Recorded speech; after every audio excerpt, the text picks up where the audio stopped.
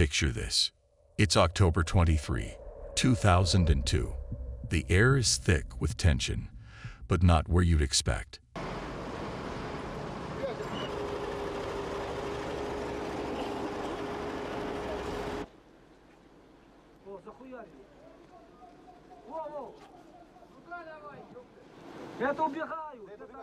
We're not on a battlefield. We're in the heart of Moscow, at the Dubrovka Theater. The place is buzzing, packed to the rafters with around 900 people, all eager to catch a sold-out performance of a hit musical. Little did they know, the night was about to take a dark, unimaginable turn. As the Soviet Union crumbled in '91, Chechnya saw its chance and declared independence. Russia wasn't having it. They invaded Chechnya in '94, and what followed was a brutal conflict that left the region in ruins. Fast forward to 2002, and Chechen separatists had had enough. They decided to switch gears, opting for guerrilla warfare and even targeting civilians in Russia. So, back to that. Waiting for the second act's grand spectacle, a prop plane landing on stage. But then, bam! A group of masked men in camo burst onto the stage. At first, people thought it was part of the act. I mean, who wouldn't? It's a theater, right? But the illusion shattered when one of the intruders fired shots into the air. These weren't actors. They were the 29th Division of the Chechen Army. The militant leader quickly reassured the crowd, saying they had no beef with foreigners and would let anyone with a foreign passport go. Meanwhile, some quick-thinking performers backstage slipped out an open window and alerted the cops. In total, around 90 people managed to escape or find a hiding spot. Day 2, October 24th. The militants start off by releasing about 150 hostages, women, kids, and foreigners.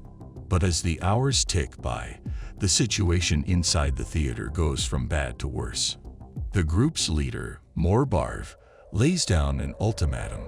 Russian forces must leave Chechnya. No ifs, ands, or buts. They even set a one-week deadline, threatening to start taking lives if their demands weren't met. Russian forces must leave Chechnya. No ifs, ands, or buts. Hostages inside the building were in touch with their families via cell phones, and they revealed some chilling details. The militants were armed to the teeth. Grenades, mines, homemade explosives, you name it. They even had additional explosives scattered throughout the theater. The Russian government tried to negotiate. They offered the militants a ticket to any country, as long as it wasn't Russia or Chechnya, if they released all the hostages. Meanwhile, some hostages, possibly under duress, appealed to President Putin to halt the fighting in Chechnya and not to storm the building. This crisis was so intense that Putin had to cancel a planned trip overseas, which included meetings with US President George W. Bush. Several embassies were scrambling to get their citizens out. The militants even said they'd release 50 Russian hostages if Ahmed Kadyrov, the head of Chechnya's pro-Moscow administration, would come to the theater. But Kadyrov ghosted them, and the release never happened. In a bizarre twist, a hot water pipe burst in the middle of the night, flooding the ground floor. The militants saw this as a provocation, while an FSB spokesperson said it was just a coincidence. But let's be real, in a situation like this, even a dripping tap could set off a powder keg. Now, you might be wondering, what was the international community doing during all this? Well, they were far from idle. Several countries were in talks to get their citizens out of the theater. The militants were playing hardball. They said they'd release 50 Russian hostages if Ahmed Kadyrov, the head of Chechnya's pro-Moscow administration, would come to the theater. But Kadyrov ghosted them, and the release never happened. It was like a high-stakes poker game where everyone was bluffing, but the stakes were human lives. And speaking of stakes, let's talk about the arsenal these militants had. This wasn't some ragtag group. They were organized and heavily armed. Hostages reported that the militants had grenades, mines, and even homemade explosive devices strapped to their bodies. They also had additional explosives placed strategically throughout the theater. It was a ticking time bomb, literally. The militants were also using Arabic names among themselves, and the female militants were dressed in Arab-style niqab clothing. This was unusual for the North Caucasus region and added another layer of complexity to the situation. It was like they were sending a message, not just to Russia but to the world. As the clock ticked down, the atmosphere inside the theater grew increasingly tense. Basic necessities like food and water were running low, and the sanitary conditions were deteriorating rapidly. The hostages were not only dealing with the fear of what might happen next, but also the physical and emotional toll of being trapped in such dire circumstances. The Russian government was in a tight spot. On one hand, they had a responsibility to protect their citizens. On the other, giving in to the militants' demands would set a dangerous precedent. It was a lose-lose situation, and the clock was ticking. President Putin was under immense pressure. He had even canceled a planned overseas trip, which would have included meetings with U.S. President George W. Bush and other world leaders. This crisis had escalated to a point where it was not just a national issue, but an international one. As the deadline approached, the Russian authorities had to make a choice. And it was a choice that would come with a heavy price, no matter the outcome. The militants had made it clear, if their demands were not met, they would start taking lives. And they had the means to do it. In a desperate move, the Russian government proposed a deal to the Chechen militants. They could leave for any country except Russia or Chechnya if they released all the hostages unharmed. It was a Hail Mary, a last-ditch effort to resolve the crisis without further loss of life. But as we all know, in situations like these, things rarely go as planned. Conversations over cell phones between the hostages and their family members revealed that the militants were growing increasingly agitated. The tension was palpable, and something had to give. In the midst of this chaos, a hot water pipe burst, flooding the ground floor of the theater.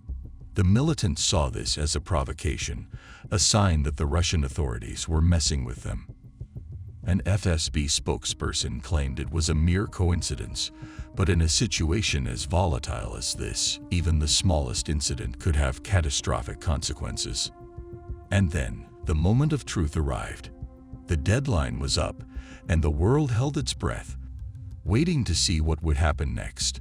The world was watching, and the clock had run out.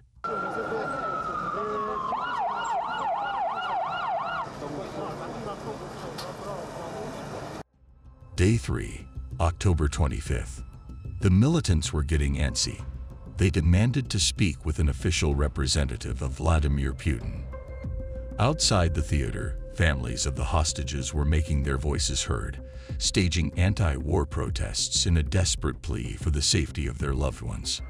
The militants agreed to release 75 foreigners, but they wanted diplomats from those countries to be present. They also let go of 15 Russians after a chat with Putin himself. SED Chief Nikolai Patrushev stepped in with an offer: spare the lives of the Chechens, and they'd ensure the safe release of the remaining hostages. A team of medical professionals, led by Dr. Lino Rachel, Dr. Rachel reported that, surprisingly, the militants weren't physically harming the hostages. Most of the hostages were keeping it together, with only a few showing signs of hysteria. But then, out of nowhere, a daring move. Denis Gibro, a 30-year-old hostage, made a run for it. He sprinted over the theater seats, heading straight for the female militants near a massive explosive device. Shots were fired, missing Gibro, but tragically hitting 2 other hostages. One didn't make it, and both were evacuated. Gibro was also removed, but was later found dead. Day 4, October 26th, around 5 a.m. Moscow time. Russian special forces, stationed in the theater's complex basement, were gearing up for a full-scale assault.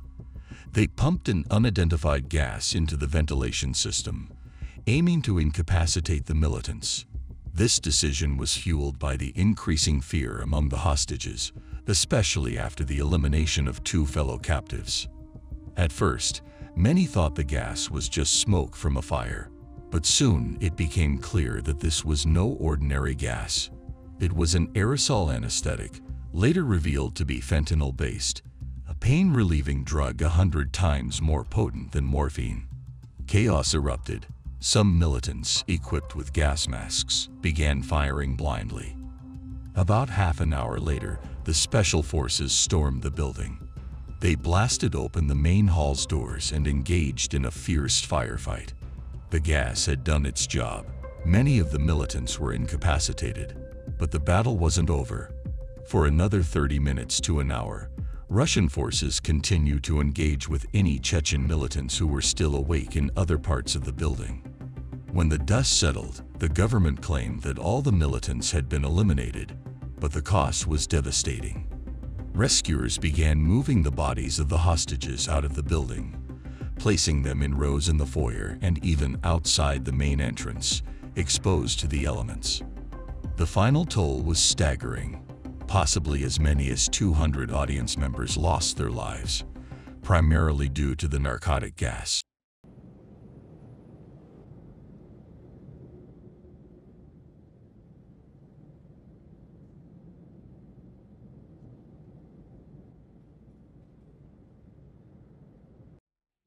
The security services never disclosed the exact type of gas used, adding another layer of mystery and controversy to an already complex and tragic situation.